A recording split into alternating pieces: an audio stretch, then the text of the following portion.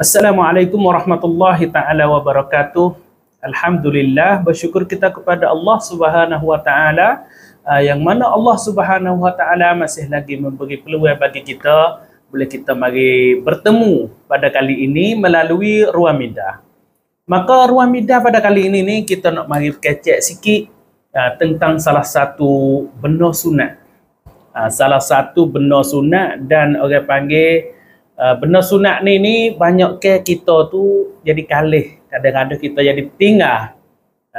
Tu kadang-kadang kita tu jadi tinggal dengan sebab gapo tu wallahu alam lah. Tapi nak ayat tu benda ni adalah benda sunat dan benda ni adalah benda yang dibuat oleh Nabi SAW.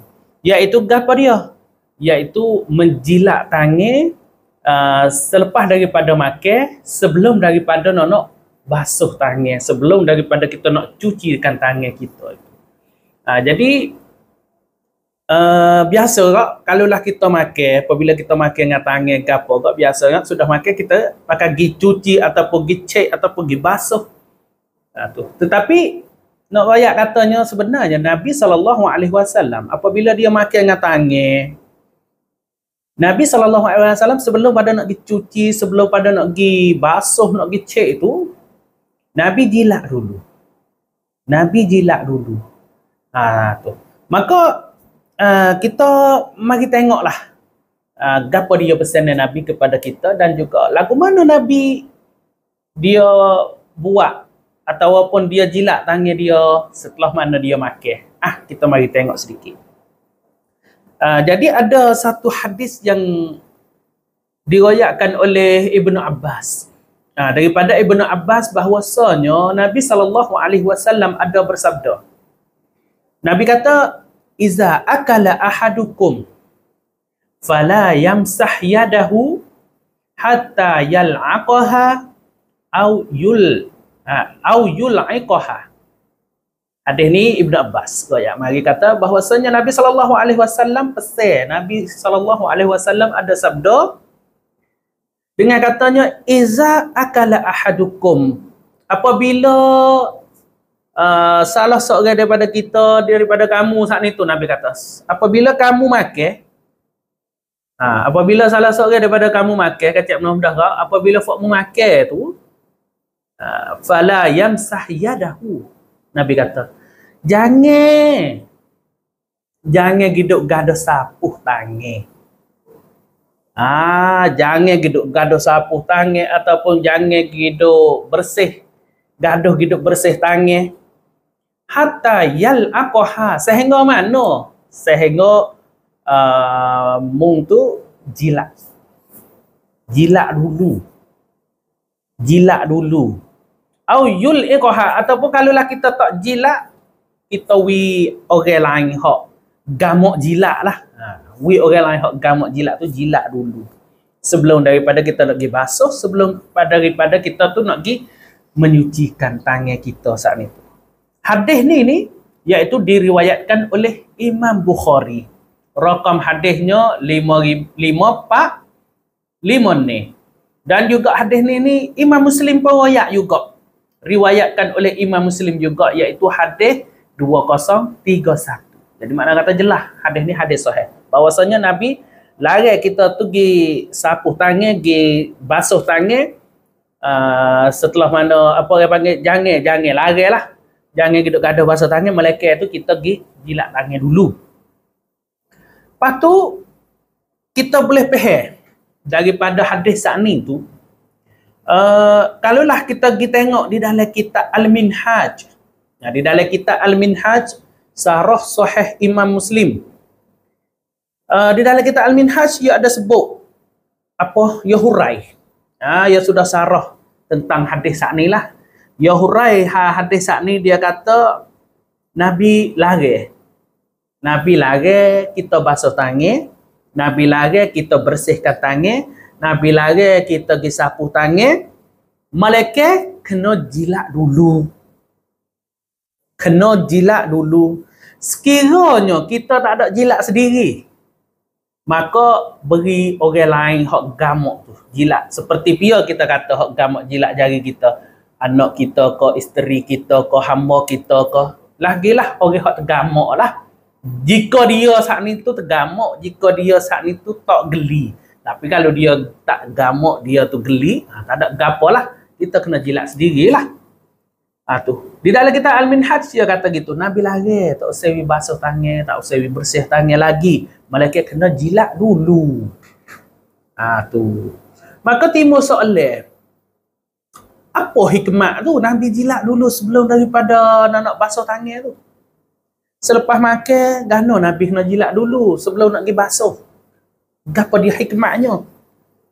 Maka Imam Badruddin Al-Aini, Imam Badruddin Al-Aini dia ada sebut sebuah hadis Nabi SAW yang diriwayatkan oleh Abu Hurairah. Imam Badruddin Al-Aini dia kata Abu Hurairah ada sebut sebuah hadis bahwasanya Abu Hurairah kata Nabi SAW ada sabda. Nabi SAW ada sabda kata-kata, Nabi kata, Iza akala ahadukum falyal'aq asabi'ahu fa innahu la yadri fi ayyatihinnal barakah. Nabi kata. Maksudnya apa Nabi sebut ni? Apabila salah seorang daripada kamu makan, maka jilatlah jari-jari no. Nabi suruh jilat jari-jari selepas daripada makan. Kerana apa Nabi suruh jilat? Nabi kata kerana sesungguhnya orang yang tak jilat tangan tu, dia tak tahu kata ada hikmah. Dia tak tahu kata ada benda molek. Gapo dia yang benar molek? Nabi kata di manakah tempat yang mempunyai keberkatan? Jari-jari hak kita duk makan tu kan. Dia ada keberkatan. Gada-gada kalulah Nabi suruh jilat tu oleh kerana kita tak tahu. Jari mana hak ada keberkatan daripada makan ni. Dia tiap-tiap makan ni hak kita makan benda halal, dia ada keberkatan di dalam makan ni tu. Jadi makna kata apabila ada keberkatan di dalam makan ni, jadi kita tak tahu hak mana, tak tahu hak makan ni hak berkat. Oleh itu Nabi SAW suruh kita jilat tangan oleh kerana kita tak tahu jari mana hak hidup pegang makan ni hak berkat saat ni tu. Tuju mana hak berkat dalam makan ni. Oleh itu Nabi suruh jilatkan jari-jari supaya nak cari keberkatan. Kecik mudah-mudahan di dalam makan ni. Dan di jari kita apabila kita makan dengan jari tu dia ada berkat lekat. Oleh itu Nabi suruh jilat jari selepas daripada makan sebelum daripada kita basuh. Gitu. Hadis Abu Hurairah ayat saat itu diriwayatkan oleh Imam Muslim iaitu hadis nombor 2035. Boleh pergi belak tengoklah. Selain daripada tu saat ni hikmah jilat tangan selepas daripada makan sebelum daripada basuh. Maka seterusnya lagu mana cara Nabi jilat? Lagu mana cara Nabi jilat? Maka di dalam hadis ni Imam At-Tabarani ada sebut di dalam kitab dia Al-Awsat. Di dalam kitab Al-Awsat Imam Tabarani ada sebut iaitu hadis yang ke-149 di mananya hadis berbunyi raaitu Rasulullah sallallahu alaihi wasallam. Ada seorang sahabat kata aku tengok Nabi sallallahu alaihi wasallam gapo tu yaqulu bi asabihi salasa. Aku tengok Nabi sallallahu alaihi wasallam makan dengan 3 potong jari. Sahabat riwayat. Aku tengok Nabi SAW makan dengan 3 potong jari. Jari mana kata hak Nabi guna pergi makan? Bil ibham. Ni jari ibu. Wallati taliha, jari telunjuk. Wal wusta, jari tengah. Sahabat Nabi SAW rakyat kata, aku tengok Nabi SAW makan, iaitu guna 3 jari. Jari mana tu? Bil ibham. Jari ibu, wallati taliha iaitu jari telunjuk, lepas tu wal wusta iaitu jari tengah. Summa ra'aituhu yal'aqu asabi'ahu salasa qabla an yamsahaha. Lepas tu aku tengok pula Nabi SAW jilat 3 potong jari sat ni sebelum daripada dia nak pergi sapuh. Sebelum daripada Nabi tu nak pergi cucikan jari dia.